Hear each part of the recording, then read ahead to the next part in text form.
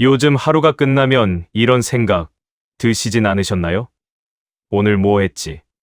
분명 아침부터 저녁까지 집안을 돌아다니고 텔레비전도 켜놓고 장도 봤는데 막상 잠자리에 누우면 오늘 하루가 잘 떠오르지 않는 느낌.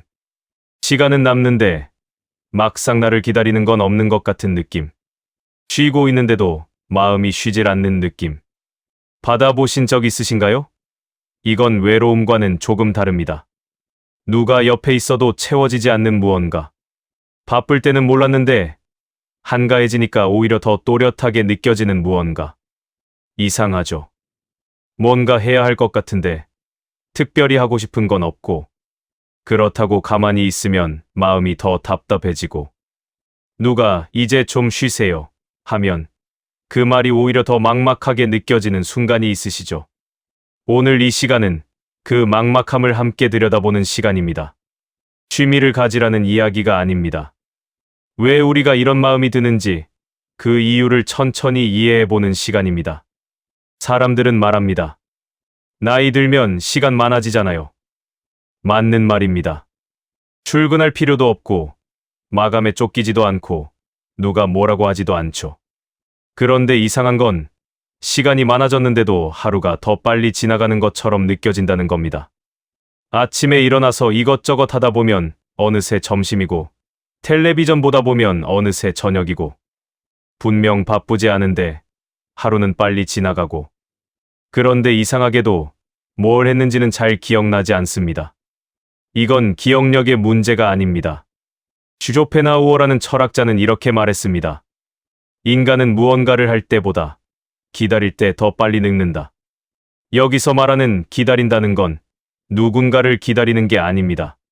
자기 삶 안에서 자기를 기다리게 만드는 무언가가 없다는 뜻입니다. 예를 들어 볼까요?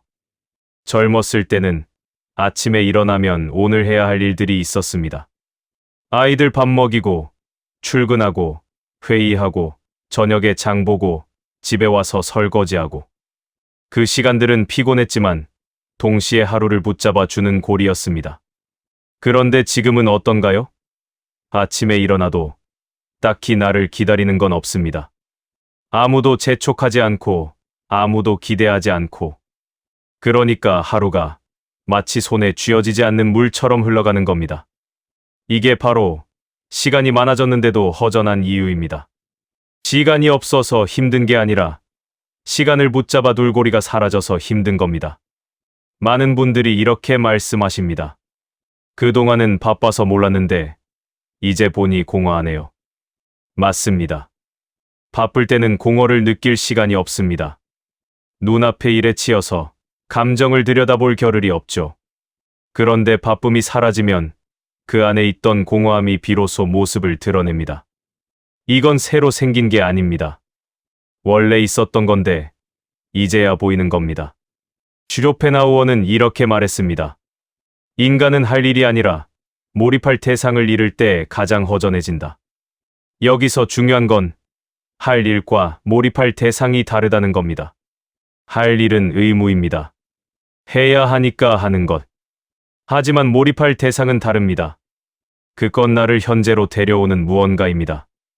예를 들어 설거지는 할 일입니다. 하기 싫어도 해야 하는 것. 하지만 어떤 사람에게는 설거지가 몰입의 시간이 되기도 합니다. 물소리 듣고 그릇 하나하나 닦으면서 잠깐 생각을 멈추는 시간. 그럴 때 설거지는 단순한 할 일이 아니라 나를 붙잡아 주는 고리가 됩니다. 지금 많은 분들이 느끼는 공허함은 그 고리가 사라진 느낌입니다. 해야 할 일은 없어졌는데 몰입할 대상도 함께 사라져버린 겁니다. 그러니까 하루가 마치 붕 떠 있는 것처럼 느껴지는 거예요. 어떤 분들은 이렇게 말씀하십니다. 아무것도 하기 싫어요. 그냥 쉬고 싶어요. 그런데 막상 쉬려고 하면 쉬는 것도 편하지 않습니다. 텔레비전을 켜놓아도 내용이 잘 들어오지 않고 책을 펴도 집중이 안 되고 낮잠을 자려고 해도 잠이 오지 않고 그러면 사람들은 이렇게 생각합니다.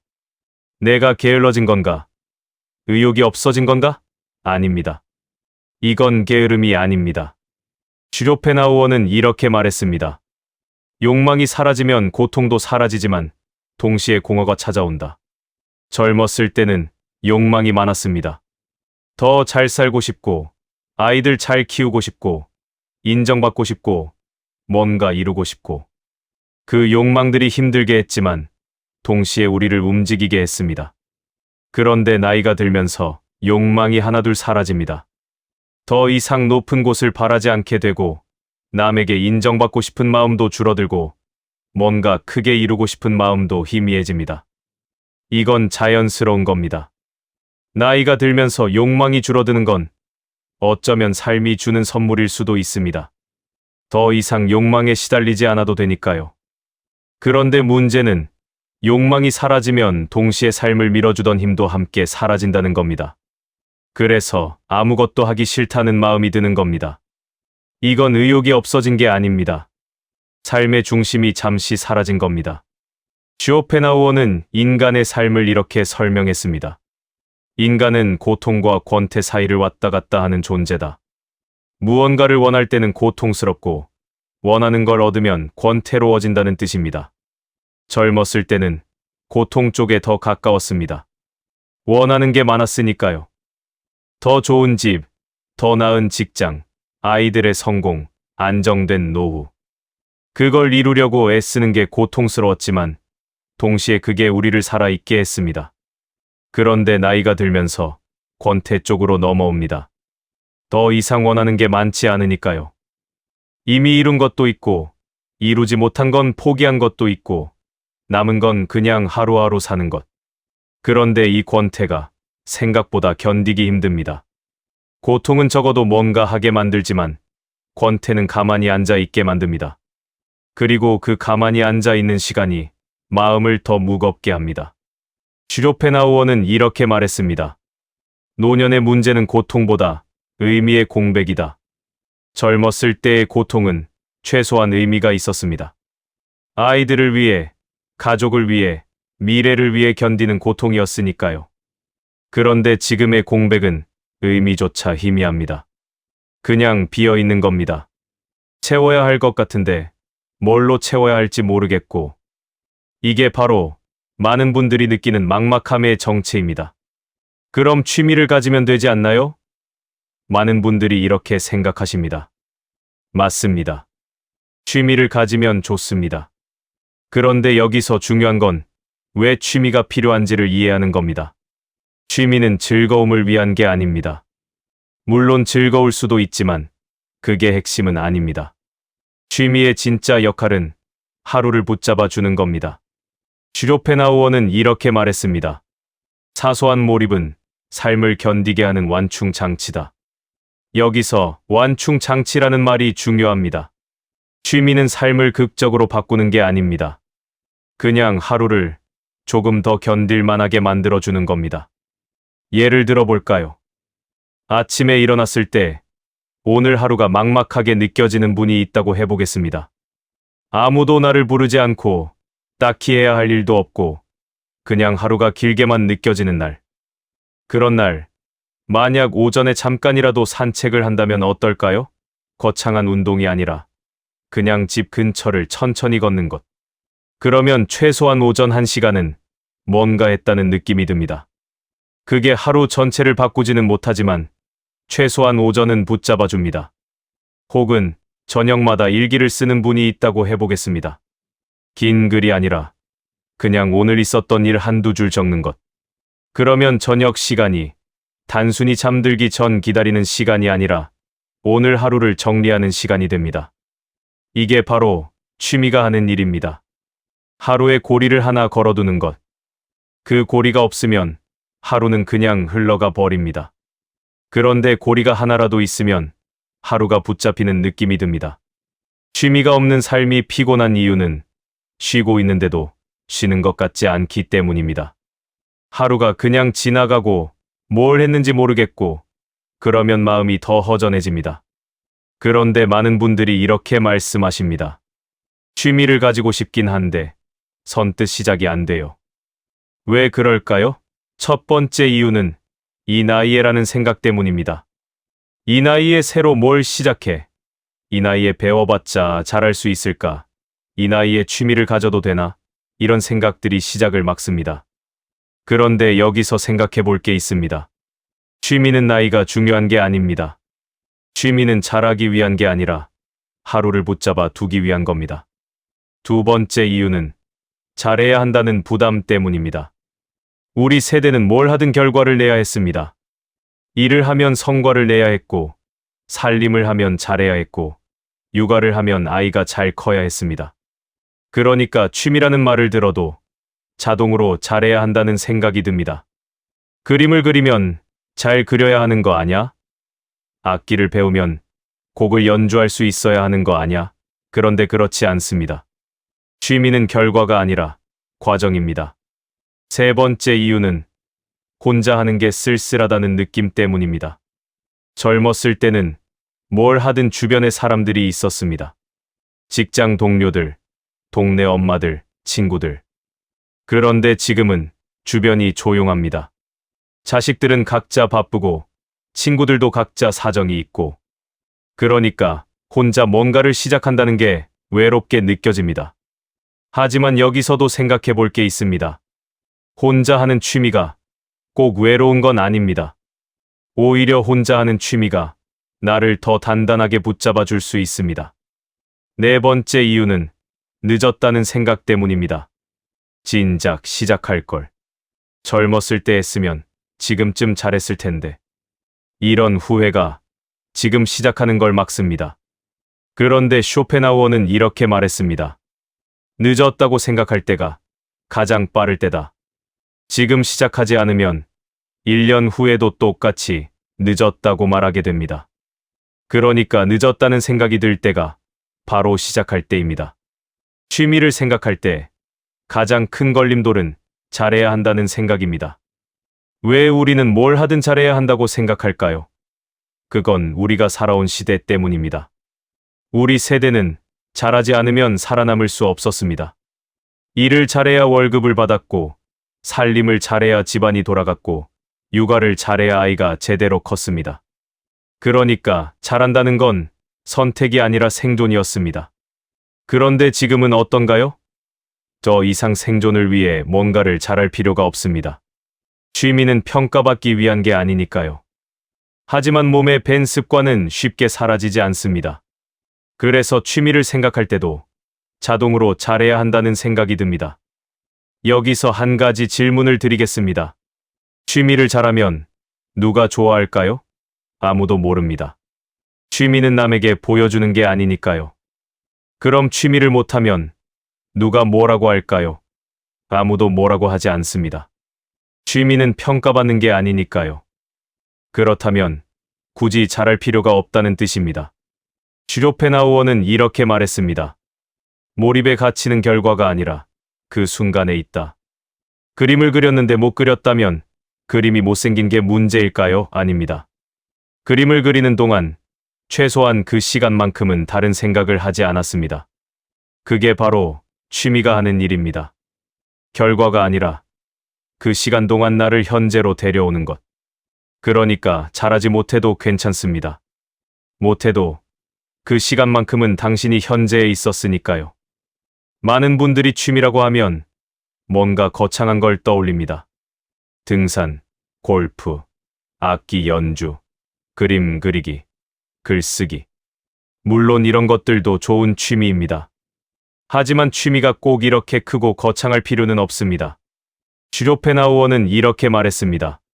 삶을 지탱하는 건 큰 기쁨이 아니라 작은 반복이다. 작은 반복. 이 말이 중요합니다. 취미는 크기가 아니라 반복에서 나옵니다. 예를 들어 어떤 분은 매일 아침 창문을 열고 날씨를 확인합니다. 그냥 확인만 하는 게 아니라 오늘 하늘이 어떤지, 바람이 어떤지, 공기가 어떤지를 느껴봅니다. 이게 취미일 수 있을까요? 물론입니다. 이 작은 행동이 하루의 시작을 붙잡아 주니까요. 어떤 분은 저녁마다 차를 한 잔 끓입니다. 물 끓이는 소리 듣고 찻잔 데우고 천천히 우려내고 향을 맡고 이것도 취미일 수 있습니다. 이 작은 시간이 저녁을 의미 있게 만들어 주니까요. 어떤 분은 산책하면서 나무를 봅니다. 계절마다 나무가 어떻게 바뀌는지, 잎이 어떻게 변하는지 그냥 지나가면서 봅니다. 이것도 취미입니다. 이 작은 관찰이 산책을 단순한 걷기가 아니라 하루의 고리로 만들어 주니까요. 취미의 크기는 중요하지 않습니다. 중요한 건 그 취미가 하루를 붙잡아 주느냐입니다. 하루에 5분이든 10분이든 30분이든 그 시간 동안 당신이 현재에 있으면 그게 바로 취미입니다. 많은 분들이 이렇게 말씀하십니다. 혼자 하면 쓸쓸해요. 맞습니다. 함께 하면 더 좋을 때가 많습니다. 그런데 함께 할 사람이 항상 있는 건 아닙니다. 자식들은 바쁘고 친구들도 각자 사정이 있고 배우자도 관심사가 다를 수 있습니다. 그렇다면 혼자 하는 취미를 가지는 게 오히려 나을 수 있습니다. 왜일까요? 첫째, 혼자 하는 취미는 다른 사람에게 의존하지 않습니다. 함께하는 취미는 상대방의 시간에 맞춰야 합니다. 오늘 같이 걸을래? 하고 물어봐야 하고 상대방이 바쁘면 못하게 됩니다. 하지만 혼자 하는 취미는 내가 원할 때 할 수 있습니다. 아침에 일어나서 산책하고 싶으면 바로 나가면 되고 저녁에 글을 쓰고 싶으면 바로 쓰면 됩니다. 둘째, 혼자 하는 취미는 나를 더 깊이 만나게 합니다. 누군가와 함께 있으면 대화를 하게 되고 상대방을 의식하게 됩니다. 하지만 혼자 있으면 오롯이 나와 마주하게 됩니다. 산책을 하면서 내 생각을 정리할 수 있고, 그림을 그리면서 내 감정을 들여다볼 수 있고, 글을 쓰면서 내 마음을 확인할 수 있습니다. 셋째, 혼자 하는 취미는 외로움을 달래는 게 아니라 고독을 견디는 힘을 줍니다. 외로움과 고독은 다릅니다. 외로움은 누군가가 필요한데 없을 때 느끼는 감정입니다. 하지만 고독은 혼자 있지만 괜찮은 상태입니다. 슈로펜하우어는 이렇게 말했습니다. 고독을 견딜 수 있는 사람만이 진정으로 자유롭다. 혼자 하는 취미는 고독을 견디는 연습입니다. 처음에는 혼자 하는 게 어색하고 쓸쓸할 수 있습니다. 하지만 조금씩 익숙해지면 혼자 있는 시간이 편해집니다. 그리고 그 편안함이 삶을 더 단단하게 만들어줍니다. 어떤 분들은 이렇게 걱정하십니다. 취미를 가지면 사람들이랑 더 멀어지는 거 아닐까요? 아닙니다. 취미는 사람을 대신하는 게 아닙니다. 취미는 나를 붙잡아주는 고리일 뿐입니다.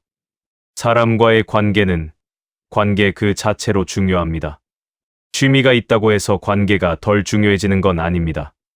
오히려 취미가 있으면 관계가 더 건강해질 수 있습니다. 왜일까요? 첫째, 취미가 있으면 나를 의지할 수 있습니다. 취미가 없으면 하루 종일 누군가를 기다리게 됩니다. 자식이 전화하길 기다리고, 친구가 연락하길 기다리고, 배우자가 말을 걸어주길 기다립니다. 그런데 그 기다림이 충족되지 않으면 서운해집니다. 왜 전화 안 해? 왜 연락이 없어? 이런 서운함이 쌓이면 관계가 무거워집니다. 하지만 취미가 있으면 기다림이 줄어듭니다. 오전에는 산책을 하고, 오후에는 책을 읽고, 저녁에는 일기를 쓰고, 그러면 하루가 혼자서도 돌아갑니다. 그리고 자식이 전화하면 기다렸던 게 아니라 반가운 마음으로 받을 수 있습니다. 둘째, 취미가 있으면 관계에서 할 말이 생깁니다.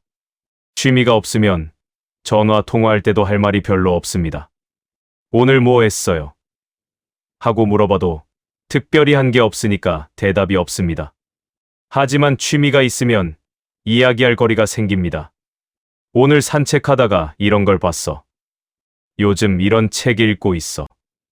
저녁마다 이런 걸 하고 있어. 이런 이야기가 관계를 이어주는 작은 연결고리가 됩니다. 셋째, 취미가 있으면 관계에 덜 의존하게 됩니다. 관계에 너무 의존하면 상대방이 힘들어집니다. 나는 너밖에 없어 하는 마음이 부담이 되고 그 부담이 관계를 멀어지게 만듭니다. 하지만 취미가 있으면 나는 나대로 괜찮아라는 느낌이 생깁니다. 그러면 관계가 가벼워지고 그 가벼움이 오히려 관계를 오래 가게 합니다. 취미는 관계를 대신하지 않습니다. 취미는 나를 먼저 붙잡아주고 그렇게 붙잡힌 나를 통해 관계가 더 건강해지도록 돕습니다. 어떤 분들은 이렇게 말씀하십니다. 취미를 못하면 자존감이 떨어질 것 같아요. 맞습니다. 뭔가를 못하면 기분이 안 좋아지는 게 당연합니다. 그런데 여기서 중요한 건 취미를 어떻게 바라보느냐입니다. 취미를 잘해야 하는 것으로 보면 자존감이 흔들립니다. 하지만 취미를 하루를 붙잡아 주는 고리로 보면 자존감과는 상관없어집니다.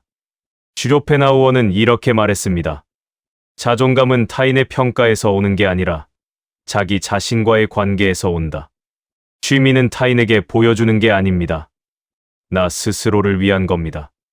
그러니까 잘하든 못하든 그건 중요하지 않습니다.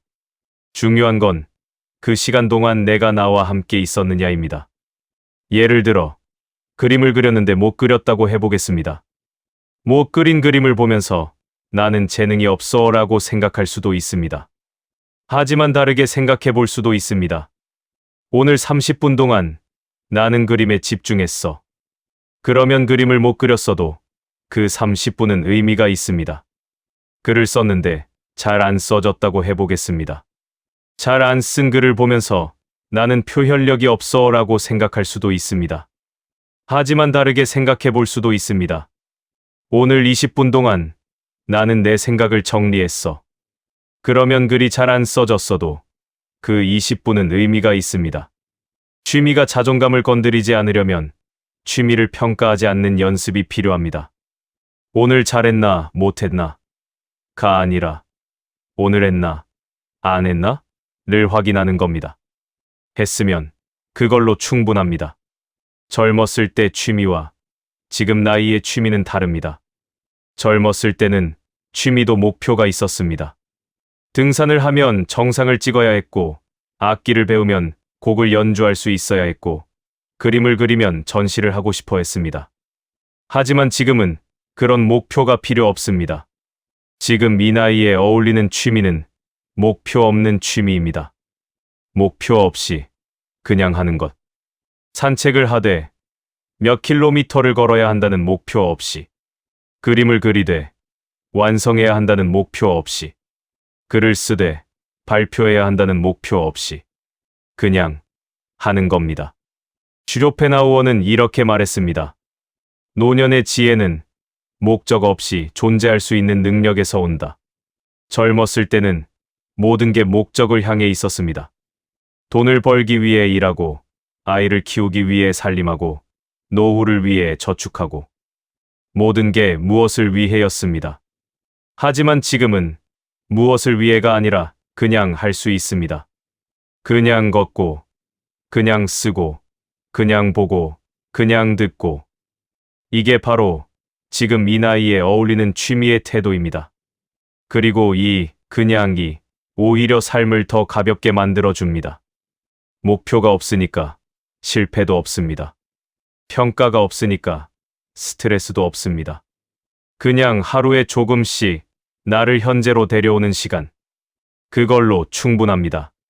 취미가 있으면 하루가 달라집니다. 어떻게 달라질까요? 첫째, 아침이 달라집니다. 취미가 없으면 아침에 일어나도 딱히 할 게 없습니다. 그냥 일어나서 세수하고, 밥 먹고, 텔레비전 켜고, 하루가 시작되는 게 아니라 그냥 흘러가는 겁니다. 하지만 취미가 있으면 아침에 일어날 때 작은 기대가 생깁니다. 오늘 산책할 때 날씨가 어떨까? 오늘은 어떤 걸 그려볼까? 오늘은 무슨 생각을 일기했을까? 이 작은 기대가 하루를 시작하게 만듭니다. 둘째, 오후가 달라집니다. 취미가 없으면 오후는 그냥 점심 먹고 기다리는 시간입니다. 저녁이 오기를 기다리고, 자식 전화가 오기를 기다리고, 배우자가 돌아오기를 기다리고, 기다림만 있고 특별히 하는 건 없습니다. 하지만 취미가 있으면 오후에 할 일이 생깁니다. 책을 읽거나, 공원에 가거나, 그림을 그리거나. 그러면 오후가 단순히 기다리는 시간이 아니라 내 시간이 됩니다. 셋째, 저녁이 달라집니다. 취미가 없으면 저녁은 그냥 하루가 끝나는 시간입니다. 텔레비전 보다가 졸고, 누워서 핸드폰 보다가 잠들고 하루를 정리하는 시간 없이 그냥 끝나는 겁니다. 하지만 취미가 있으면 저녁에 하루를 정리할 수 있습니다. 일기를 쓰면서 오늘 있었던 일을 떠올리거나 차를 마시면서 하루를 되돌아보거나 그러면 저녁이 단순히 끝나는 시간이 아니라 정리하는 시간이 됩니다. 넷째, 잠자리가 달라집니다. 취미가 없으면 잠자리에 누웠을 때 오늘 뭐 했지 하는 생각이 듭니다. 분명 하루가 지나갔는데 뭘 했는지 잘 기억나지 않습니다. 하지만 취미가 있으면 잠자리에 누웠을 때 오늘 이걸 했지 하는 생각이 듭니다. 산책했고, 그림 그렸고, 일기 썼고, 그 작은 것들이 하루를 붙잡아 줍니다. 쇼펜하우어, 노년의 마음 나이 들수록 취미를 가져야 하는 진짜 이유. 오프닝 공허함을 건드리는 이분. 요즘 하루가 끝나면 이런 생각 드시진 않으셨나요? 오늘 뭐 했지? 분명 아침부터 저녁까지 집안을 돌아다니고 텔레비전도 켜놓고 장도 봤는데 막상 잠자리에 누우면 오늘 하루가 잘 떠오르지 않는 느낌. 시간은 남는데 막상 나를 기다리는 건 없는 것 같은 느낌. 쉬고 있는데도 마음이 쉬질 않는 느낌. 받아보신 적 있으신가요? 이건 외로움과는 조금 다릅니다. 누가 옆에 있어도 채워지지 않는 무언가. 바쁠 때는 몰랐는데 한가해지니까 오히려 더 또렷하게 느껴지는 무언가. 이상하죠. 뭔가 해야 할 것 같은데 특별히 하고 싶은 건 없고 그렇다고 가만히 있으면 마음이 더 답답해지고 누가 이제 좀 쉬세요 하면 그 말이 오히려 더 막막하게 느껴지는 순간이 있으시죠. 오늘 이 시간은 그 막막함을 함께 들여다보는 시간입니다. 취미를 가지라는 이야기가 아닙니다. 왜 우리가 이런 마음이 드는지 그 이유를 천천히 이해해보는 시간입니다. 일부 나이가 들며 시간이 달라지는 이유. 사람들은 말합니다. 나이 들면 시간 많아지잖아요. 맞는 말입니다. 출근할 필요도 없고 마감에 쫓기지도 않고 누가 뭐라고 하지도 않죠. 그런데 이상한 건 시간이 많아졌는데도 하루가 더 빨리 지나가는 것처럼 느껴진다는 겁니다. 아침에 일어나서 이것저것 하다 보면 어느새 점심이고 텔레비전 보다 보면 어느새 저녁이고 분명 바쁘지 않은데 하루는 빨리 지나가고 그런데 이상하게도 뭘 했는지는 잘 기억나지 않습니다. 이건 기억력의 문제가 아닙니다. 쇼펜하우어라는 철학자는 이렇게 말했습니다. 인간은 무언가를 할 때보다 기다릴 때 더 빨리 늙는다. 여기서 말하는 기다린다는 건 누군가를 기다리는 게 아닙니다. 자기 삶 안에서 자기를 기다리게 만드는 무언가가 없다는 뜻입니다. 예를 들어 볼까요? 젊었을 때는 아침에 일어나면 오늘 해야 할 일들이 있었습니다. 아이들 밥 먹이고, 출근하고, 회의하고, 저녁에 장 보고, 집에 와서 설거지하고. 그 시간들은 피곤했지만 동시에 하루를 붙잡아 주는 고리였습니다. 그런데 지금은 어떤가요? 아침에 일어나도 딱히 나를 기다리는 건 없습니다.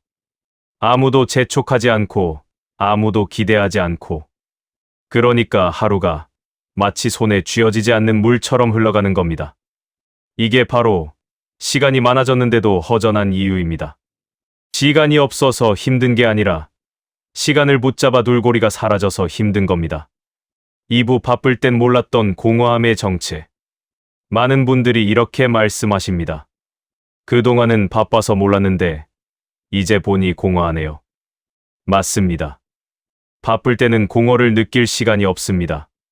눈앞의 일에 치여서 감정을 들여다볼 겨를이 없죠. 그런데 바쁨이 사라지면 그 안에 있던 공허함이 비로소 모습을 드러냅니다. 이건 새로 생긴 게 아닙니다. 원래 있었던 건데 이제야 보이는 겁니다. 쇼펜하우어는 이렇게 말했습니다. 인간은 할 일이 아니라 몰입할 대상을 잃을 때 가장 허전해진다. 여기서 중요한 건 할 일과 몰입할 대상이 다르다는 겁니다. 할 일은 의무입니다. 해야 하니까 하는 것. 하지만 몰입할 대상은 다릅니다. 그건 나를 현재로 데려오는 무언가입니다. 예를 들어 설거지는 할 일입니다. 하기 싫어도 해야 하는 것. 하지만 어떤 사람에게는 설거지가 몰입의 시간이 되기도 합니다. 물소리 듣고 그릇 하나하나 닦으면서 잠깐 생각을 멈추는 시간. 그럴 때 설거지는 단순한 할 일이 아니라 나를 붙잡아 주는 고리가 됩니다. 지금 많은 분들이 느끼는 공허함은 그 고리가 사라진 느낌입니다. 해야 할 일은 없어졌는데 몰입할 대상도 함께 사라져버린 겁니다. 그러니까 하루가 마치 붕 떠 있는 것처럼 느껴지는 거예요. 3부, 아무것도 하기 싫다는 마음 읽어주기. 어떤 분들은 이렇게 말씀하십니다. 아무것도 하기 싫어요. 그냥 쉬고 싶어요. 그런데 막상 쉬려고 하면 쉬는 것도 편하지 않습니다.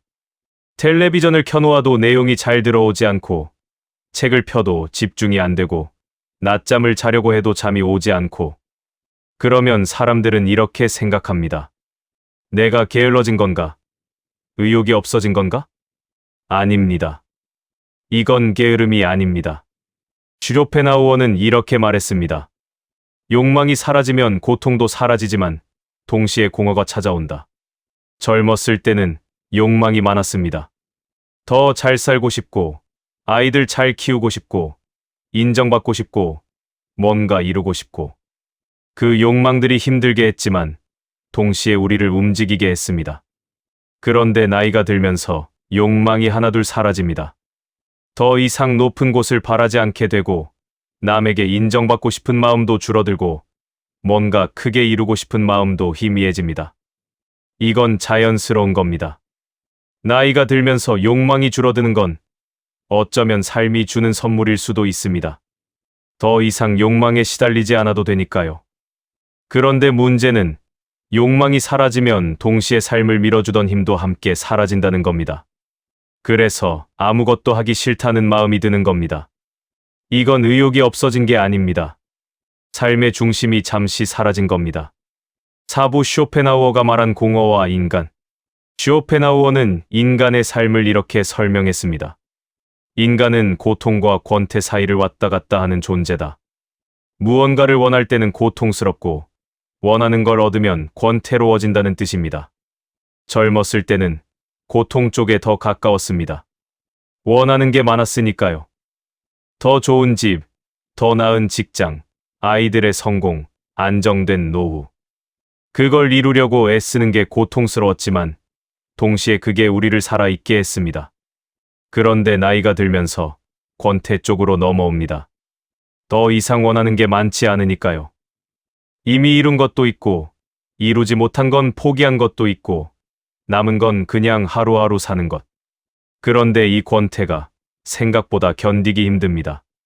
고통은 적어도 뭔가 하게 만들지만, 권태는 가만히 앉아 있게 만듭니다. 그리고 그 가만히 앉아 있는 시간이 마음을 더 무겁게 합니다. 슈로펜하우어는 이렇게 말했습니다. 노년의 문제는 고통보다 의미의 공백이다. 젊었을 때의 고통은 최소한 의미가 있었습니다. 아이들을 위해, 가족을 위해, 미래를 위해 견디는 고통이었으니까요. 그런데 지금의 공백은 의미조차 희미합니다. 그냥 비어 있는 겁니다. 채워야 할 것 같은데 뭘로 채워야 할지 모르겠고, 이게 바로 많은 분들이 느끼는 막막함의 정체입니다. 오부 취미가 없는 삶이 왜 더 피곤한지. 그럼 취미를 가지면 되지 않나요? 많은 분들이 이렇게 생각하십니다. 맞습니다. 취미를 가지면 좋습니다. 그런데 여기서 중요한 건 왜 취미가 필요한지를 이해하는 겁니다. 취미는 즐거움을 위한 게 아닙니다. 물론 즐거울 수도 있지만 그게 핵심은 아닙니다. 취미의 진짜 역할은 하루를 붙잡아 주는 겁니다. 슈로펜하우어는 이렇게 말했습니다. 사소한 몰입은 삶을 견디게 하는 완충 장치다. 여기서 완충 장치라는 말이 중요합니다. 취미는 삶을 극적으로 바꾸는 게 아닙니다. 그냥 하루를 조금 더 견딜만하게 만들어주는 겁니다. 예를 들어 볼까요? 아침에 일어났을 때 오늘 하루가 막막하게 느껴지는 분이 있다고 해보겠습니다. 아무도 나를 부르지 않고 딱히 해야 할 일도 없고 그냥 하루가 길게만 느껴지는 날. 그런 날 만약 오전에 잠깐이라도 산책을 한다면 어떨까요? 거창한 운동이 아니라 그냥 집 근처를 천천히 걷는 것. 그러면 최소한 오전 1시간은 뭔가 했다는 느낌이 듭니다. 그게 하루 전체를 바꾸지는 못하지만 최소한 오전은 붙잡아 줍니다. 혹은 저녁마다 일기를 쓰는 분이 있다고 해보겠습니다. 긴 글이 아니라 그냥 오늘 있었던 일 한두 줄 적는 것. 그러면 저녁 시간이 단순히 잠들기 전 기다리는 시간이 아니라 오늘 하루를 정리하는 시간이 됩니다. 이게 바로 취미가 하는 일입니다. 하루에 고리를 하나 걸어두는 것. 그 고리가 없으면 하루는 그냥 흘러가 버립니다. 그런데 고리가 하나라도 있으면 하루가 붙잡히는 느낌이 듭니다. 취미가 없는 삶이 피곤한 이유는 쉬고 있는데도 쉬는 것 같지 않기 때문입니다. 하루가 그냥 지나가고 뭘 했는지 모르겠고 그러면 마음이 더 허전해집니다. 육부 취미를 갖기 망설이는 진짜 이유들. 그런데 많은 분들이 이렇게 말씀하십니다. 취미를 가지고 싶긴 한데 선뜻 시작이 안 돼요. 왜 그럴까요? 첫 번째 이유는 이 나이에라는 생각 때문입니다. 이 나이에 새로 뭘 시작해? 이 나이에 배워봤자 잘할 수 있을까? 이 나이에 취미를 가져도 되나? 이런 생각들이 시작을 막습니다. 그런데 여기서 생각해 볼 게 있습니다. 취미는 나이가 중요한 게 아닙니다. 취미는 잘하기 위한 게 아니라 하루를 붙잡아 두기 위한 겁니다. 두 번째 이유는 잘해야 한다는 부담 때문입니다. 우리 세대는 뭘 하든 결과를 내야 했습니다. 일을 하면 성과를 내야 했고, 살림을 하면 잘해야 했고, 육아를 하면 아이가 잘 커야 했습니다. 그러니까 취미라는 말을 들어도 자동으로 잘해야 한다는 생각이 듭니다. 그림을 그리면 잘 그려야 하는 거 아냐? 악기를 배우면 곡을 연주할 수 있어야 하는 거 아냐? 그런데 그렇지 않습니다. 취미는 결과가 아니라 과정입니다. 세 번째 이유는 혼자 하는 게 쓸쓸하다는 느낌 때문입니다. 젊었을 때는 뭘 하든 주변에 사람들이 있었습니다. 직장 동료들, 동네 엄마들, 친구들. 그런데 지금은 주변이 조용합니다. 자식들은 각자 바쁘고 친구들도 각자 사정이 있고 그러니까 혼자 뭔가를 시작한다는 게 외롭게 느껴집니다. 하지만 여기서도 생각해 볼 게 있습니다. 혼자 하는 취미가 꼭 외로운 건 아닙니다. 오히려 혼자 하는 취미가 나를 더 단단하게 붙잡아 줄 수 있습니다. 네 번째 이유는 늦었다는 생각 때문입니다. 진작 시작할 걸. 젊었을 때 했으면 지금쯤 잘했을 텐데. 이런 후회가 지금 시작하는 걸 막습니다. 그런데 쇼펜하우어는 이렇게 말했습니다. 늦었다고 생각할 때가 가장 빠를 때다. 지금 시작하지 않으면 1년 후에도 똑같이 늦었다고 말하게 됩니다.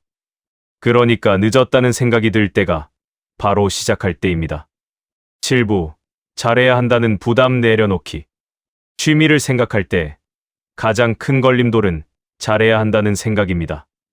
왜 우리는 뭘 하든 잘해야 한다고 생각할까요? 그건 우리가 살아온 시대 때문입니다. 우리 세대는 잘하지 않으면 살아남을 수 없었습니다. 일을 잘해야 월급을 받았고, 살림을 잘해야 집안이 돌아갔고, 육아를 잘해야 아이가 제대로 컸습니다. 그러니까 잘한다는 건 선택이 아니라 생존이었습니다. 그런데 지금은 어떤가요? 더 이상 생존을 위해 뭔가를 잘할 필요가 없습니다. 취미는 평가받기 위한 게 아니니까요. 하지만 몸에 밴 습관은 쉽게 사라지지 않습니다. 그래서 취미를 생각할 때도 자동으로 잘해야 한다는 생각이 듭니다. 여기서 한 가지 질문을 드리겠습니다. 취미를 잘하면 누가 좋아할까요? 아무도 모릅니다. 취미는 남에게 보여주는 게 아니니까요. 그럼 취미를 못하면 누가 뭐라고 할까요? 아무도 뭐라고 하지 않습니다. 취미는 평가받는 게 아니니까요. 그렇다면 굳이 잘할 필요가 없다는 뜻입니다. 쇼펜하우어는 이렇게 말했습니다. 몰입의 가치는 결과가 아니라 그 순간에 있다. 그림을 그렸는데 못 그렸다면 그림이 못생긴 게 문제일까요? 아닙니다. 그림을 그리는 동안 최소한 그 시간만큼은 다른 생각을 하지 않았습니다. 그게 바로 취미가 하는 일입니다. 결과가 아니라 그 시간 동안 나를 현재로 데려오는 것. 그러니까 잘하지 못해도 괜찮습니다. 못해도 그 시간만큼은 당신이 현재에 있었으니까요. 8부 취미의 크기가 중요하지 않은 이유. 많은 분들이 취미라고 하면 뭔가 거창한 걸 떠올립니다. 등산, 골프, 악기 연주, 그림 그리기, 글쓰기. 물론 이런 것들도 좋은 취미입니다. 하지만 취미가 꼭 이렇게 크고 거창할 필요는 없습니다. 슈로펜하우어는 이렇게 말했습니다. 삶을 지탱하는 건 큰 기쁨이 아니라 작은 반복이다. 작은 반복. 이 말이 중요합니다. 취미는 크기가 아니라 반복에서 나옵니다. 예를 들어 어떤 분은 매일 아침 창문을 열고 날씨를 확인합니다.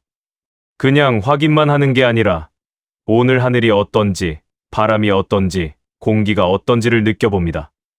이게 취미일 수 있을까요? 물론입니다. 이 작은 행동이 하루의 시작을 붙잡아 주니까요. 어떤 분은 저녁마다 차를 한 잔 끓입니다. 물 끓이는 소리 듣고 찻잔 데우고 천천히 우려내고 향을 맡고 이것도 취미일 수 있습니다. 이 작은 시간이 저녁을 의미 있게 만들어 주니까요. 어떤 분은 산책하면서 나무를 봅니다. 계절마다 나무가 어떻게 바뀌는지, 잎이 어떻게 변하는지 그냥 지나가면서 봅니다. 이것도 취미입니다. 이 작은 관찰이 산책을 단순한 걷기가 아니라 하루의 고리로 만들어 주니까요. 취미의 크기는 중요하지 않습니다. 중요한 건 그 취미가 하루를 붙잡아 주느냐입니다. 하루에 5분이든 10분이든 30분이든 그 시간 동안 당신이 현재에 있으면 그게 바로 취미입니다. 구부 혼자 하는 취미의 힘. 많은 분들이 이렇게 말씀하십니다. 혼자 하면 쓸쓸해요. 맞습니다. 함께 하면 더 좋을 때가 많습니다. 그런데 함께 할 사람이 항상 있는 건 아닙니다. 자식들은 바쁘고 친구들도 각자 사정이 있고 배우자도 관심사가 다를 수 있습니다. 그렇다면 혼자 하는 취미를 가지는 게 오히려 나을 수 있습니다. 왜일까요? 첫째, 혼자 하는 취미는 다른 사람에게 의존하지 않습니다. 함께하는 취미는 상대방의 시간에 맞춰야 합니다. 오늘 같이 걸을래? 하고 물어봐야 하고 상대방이 바쁘면 못하게 됩니다. 하지만 혼자 하는 취미는 내가 원할 때 할 수 있습니다. 아침에 일어나서 산책하고 싶으면 바로 나가면 되고 저녁에 글을 쓰고 싶으면 바로 쓰면 됩니다. 둘째, 혼자 하는 취미는 나를 더 깊이 만나게 합니다. 누군가와 함께 있으면 대화를 하게 되고 상대방을 의식하게 됩니다. 하지만 혼자 있으면 오롯이 나와 마주하게 됩니다.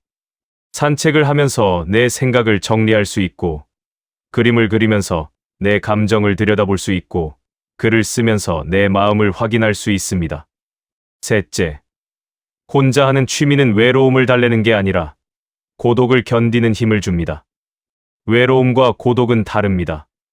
외로움은 누군가가 필요한데 없을 때 느끼는 감정입니다. 하지만 고독은 혼자 있지만 괜찮은 상태입니다. 슈로펜하우어는 이렇게 말했습니다. 고독을 견딜 수 있는 사람만이 진정으로 자유롭다. 혼자 하는 취미는 고독을 견디는 연습입니다. 처음에는 혼자 하는 게 어색하고 쓸쓸할 수 있습니다. 하지만 조금씩 익숙해지면 혼자 있는 시간이 편해집니다. 그리고 그 편안함이 삶을 더 단단하게 만들어줍니다. 10부 취미가 관계를 대신하지 않아도 되는 이유. 어떤 분들은 이렇게 걱정하십니다. 취미를 가지면 사람들이랑 더 멀어지는 거 아닐까요? 아닙니다. 취미는 사람을 대신하는 게 아닙니다. 취미는 나를 붙잡아주는 고리일 뿐입니다. 사람과의 관계는 관계 그 자체로 중요합니다. 취미가 있다고 해서 관계가 덜 중요해지는 건 아닙니다. 오히려 취미가 있으면 관계가 더 건강해질 수 있습니다. 왜일까요? 첫째, 취미가 있으면 나를 의지할 수 있습니다. 취미가 없으면 하루 종일 누군가를 기다리게 됩니다. 자식이 전화하길 기다리고, 친구가 연락하길 기다리고, 배우자가 말을 걸어주길 기다립니다. 그런데 그 기다림이 충족되지 않으면 서운해집니다. 왜 전화 안 해? 왜 연락이 없어? 이런 서운함이 쌓이면 관계가 무거워집니다. 하지만 취미가 있으면 기다림이 줄어듭니다. 오전에는 산책을 하고, 오후에는 책을 읽고, 저녁에는 일기를 쓰고, 그러면 하루가 혼자서도 돌아갑니다. 그리고 자식이 전화하면 기다렸던 게 아니라 반가운 마음으로 받을 수 있습니다. 둘째, 취미가 있으면 관계에서 할 말이 생깁니다. 취미가 없으면 전화 통화할 때도 할 말이 별로 없습니다. 오늘 뭐 했어요? 하고 물어봐도 특별히 한 게 없으니까 대답이 없습니다. 하지만 취미가 있으면 이야기할 거리가 생깁니다. 오늘 산책하다가 이런 걸 봤어. 요즘 이런 책 읽고 있어. 저녁마다 이런 걸 하고 있어.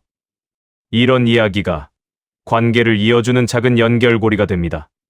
셋째, 취미가 있으면 관계에 덜 의존하게 됩니다. 관계에 너무 의존하면 상대방이 힘들어집니다. 나는 너밖에 없어 하는 마음이 부담이 되고 그 부담이 관계를 멀어지게 만듭니다. 하지만 취미가 있으면 나는 나대로 괜찮아라는 느낌이 생깁니다. 그러면 관계가 가벼워지고 그 가벼움이 오히려 관계를 오래 가게 합니다. 취미는 관계를 대신하지 않습니다. 취미는 나를 먼저 붙잡아주고 그렇게 붙잡힌 나를 통해 관계가 더 건강해지도록 돕습니다. 11부 취미가 자존감을 건드리지 않는 방식. 어떤 분들은 이렇게 말씀하십니다. 취미를 못하면 자존감이 떨어질 것 같아요. 맞습니다. 뭔가를 못하면 기분이 안 좋아지는 게 당연합니다. 그런데 여기서 중요한 건 취미를 어떻게 바라보느냐입니다. 취미를 잘해야 하는 것으로 보면 자존감이 흔들립니다. 하지만 취미를 하루를 붙잡아주는 고리로 보면 자존감과는 상관없어집니다. 슈로펜하우어는 이렇게 말했습니다. 자존감은 타인의 평가에서 오는 게 아니라 자기 자신과의 관계에서 온다. 취미는 타인에게 보여주는 게 아닙니다. 나 스스로를 위한 겁니다. 그러니까 잘하든 못하든 그건 중요하지 않습니다. 중요한 건 그 시간 동안 내가 나와 함께 있었느냐입니다. 예를 들어 그림을 그렸는데 못 그렸다고 해보겠습니다. 못 그린 그림을 보면서 나는 재능이 없어 라고 생각할 수도 있습니다. 하지만 다르게 생각해 볼 수도 있습니다. 오늘 30분 동안 나는 그림에 집중했어. 그러면 그림을 못 그렸어도 그 30분은 의미가 있습니다. 글을 썼는데 잘 안 써졌다고 해보겠습니다. 잘 안 쓴 글을 보면서 나는 표현력이 없어 라고 생각할 수도 있습니다. 하지만 다르게 생각해 볼 수도 있습니다. 오늘 20분 동안 나는 내 생각을 정리했어. 그러면 글이 잘 안 써졌어도 그 20분은 의미가 있습니다. 취미가 자존감을 건드리지 않으려면 취미를 평가하지 않는 연습이 필요합니다. 오늘 잘했나 못했나? 가 아니라 오늘 했나 안 했나? 를 확인하는 겁니다. 했으면 그걸로 충분합니다. 12부 지금 이 나이에 어울리는 취미의 태도. 젊었을 때 취미와 지금 나이의 취미는 다릅니다. 젊었을 때는 취미도 목표가 있었습니다. 등산을 하면 정상을 찍어야 했고, 악기를 배우면 곡을 연주할 수 있어야 했고, 그림을 그리면 전시를 하고 싶어 했습니다. 하지만 지금은 그런 목표가 필요 없습니다. 지금 이 나이에 어울리는 취미는 목표 없는 취미입니다. 목표 없이 그냥 하는 것. 산책을 하되 몇 킬로미터를 걸어야 한다는 목표 없이, 그림을 그리되 완성해야 한다는 목표 없이, 글을 쓰되 발표해야 한다는 목표 없이 그냥 하는 겁니다. 슈로펜하우어는 이렇게 말했습니다. 노년의 지혜는 목적 없이 존재할 수 있는 능력에서 온다. 젊었을 때는 모든 게 목적을 향해 있었습니다.